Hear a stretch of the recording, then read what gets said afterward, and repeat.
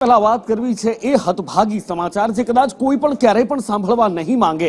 એક તો ગુજરાતમાં એક 10 વર્ષની પીડિતા 10 વર્ષની બાળકીએ માસૂમ ઉપર જધન્ય અપરાધ કરવામાં આવ્યો છે, તેની ઉપર દુષ્કર્મ ગુજારવામાં આવ્યું, પિશાચી એ દુષ્કર્મ પિશાચી કુકર્મ કરવામાં આવ્યું અને ત્યારબાદ તેના ગુપ્તાંગમાં સળિયો ઘુસેડી દેવામાં આવ્યો હતો। દિલ્હીની નિર્ભયા જેવો આ કાંડ 7 દિવસ સુધી એ 10 વર્ષની દીકરી મોત સામે જજુમતી રહી। એના પિતાને કહતી હતી, પપ્પા હું નહીં બચું, મને બચાવી લો, મને બચાવી લો। પણ ગઈકાલે સાંજે 6:15 એટલે કે 6:15 વાગે એ દીકરીએ દેહ ત્યાગી દીધો। એ દીકરી જિંદગી સામેની લડત હારી ગઈ, મોતની આગોશમાં સમાઈ ગઈ અને હવે રાજ્યમાં ઠેર ઠેર વિરોધ પ્રદર્શન થઈ રહ્યું છે। ભરૂચમાં આજે કોલેજના દીકરા દીકરીઓ દ્વારા પ્રદર્શન કરવામાં આવ્યું, તો બીજી બાજુ હવે વડોદરામાં કોંગ્રેસના કાર્યકર્તાઓ દ્વારા પ્રદર્શન કરવામાં આવી રહ્યું છે। સામે પોલીસ દ્વારા 20 થી વધુ કાર્યકર્તાઓની અટકાયત કરી દેવામાં આવી છે। સવાલ અહીંયા આગળ એ ઉભો થાય છે કે જ્યારે વિરોધ પ્રદર્શન કરવામાં આવી રહ્યું છે, ગુજરાતની શાખને એક કાળો ધબ્બો લાગ્યો છે, દીકરીઓની સુરક્ષા પર મોટા સવાલો ઉભા થયા છે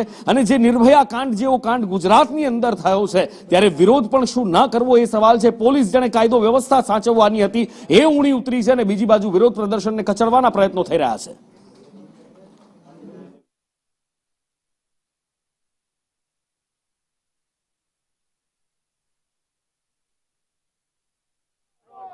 कांग्रेस द्वारा झारखंड की घटना है रेपकांड તેને લઈને વિરોધ થઈ રહ્યો છે, ત્યારે જે કોંગ્રેસના જે કાર્યકરો અહીંયા અટકાયત કરવામાં આવી રહી છે। કારેલીબાગ પોલીસ હોય કે હળની પોલીસ હોય, મોટી સંખ્યામાં અહીંયા પોલીસ બંદોબસ્ત હતો। જે કાર્યકરો છે તેમની સાથે અહીંયા ખેંચતાણના દ્રશ્યો અહીંયા સર્જાયા છે, કારણ કે જે વિરોધ કરવામાં આવ્યો છે અને તેને લઈને તમામ જે કોંગ્રેસી કાર્યકરોની અહીંયા અટકાયત કરવામાં આવી રહી છે। શરમ કરો અને રાજીનામા આપોની અહીંયા માંગ કરવામાં આવી રહી છે। ખેંચતાણના દ્રશ્યો અહીંયા જોવા મળી રહ્યા છે। તમામ કોંગ્રેસી કાર્યકરોને ખેંચીને જે વાહન છે પોલીસની તમામ મૂકવામાં આવી રહ્યા છે। હાય હાયના નારા લગાવવામાં આવી રહ્યા છે અને ભાજપ અને ન્યાય આપો, સજા આપોની માંગ અહીંયા કરવામાં આવી રહી છે। તમામની હાલ અહીંયા અટકાયત કરવામાં આવી છે। લગભગ 10 જેટલા જે કાર્યકરો છે તેમની હાલ અહીંયા ધરપકડ થઈ છે।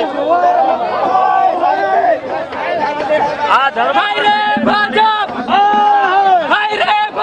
કોઈ પણ નરાધમોને છોડવામાં નહીં આવે અને ચમરબંધીઓની વાતો કરીને ફેમસ થયેલા હર્ષ સંઘવીનું આજે રાજીનામું આપવા માટે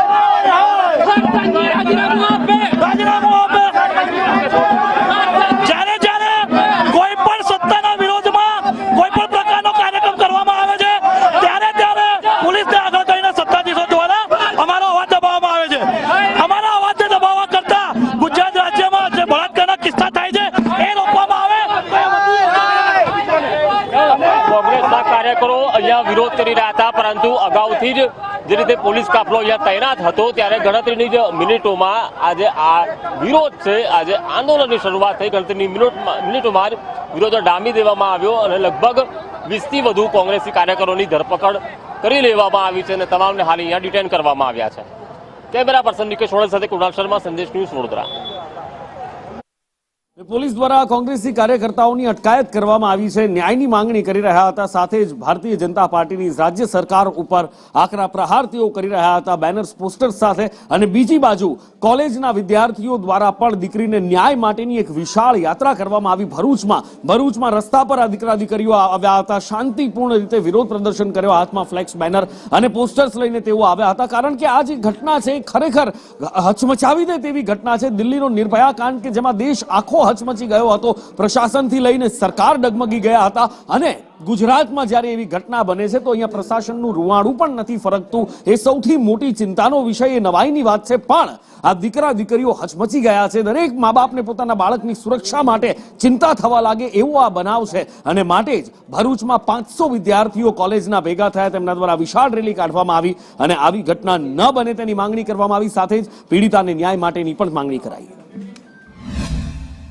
આમ તો આપણે કહીએ છીએ કે બેટી બચાવો અને બેટી પઢાવો, પરંતુ જો છોકરી પોતાના ઘરની બહાર જવામાં જ બીકમાં રહેશે, કેમ કે આ 16 તારીખે 10 વર્ષની દીકરી સાથે આ ખૂબ જ દુઃખદ ઘટના બની છે। એટલા માટે મારું ખાલી સરકાર શ્રીને એવું જ કહેવું છે કે બને ત્યાં સુધી આ જે અપરાધી છે એને જલ્દીથી જલ્દી મૃત્યુદંડની સજા આપો, કે બીજા લોકો આવો ઘટના કરતા પહેલા 100 વખત વિચારે।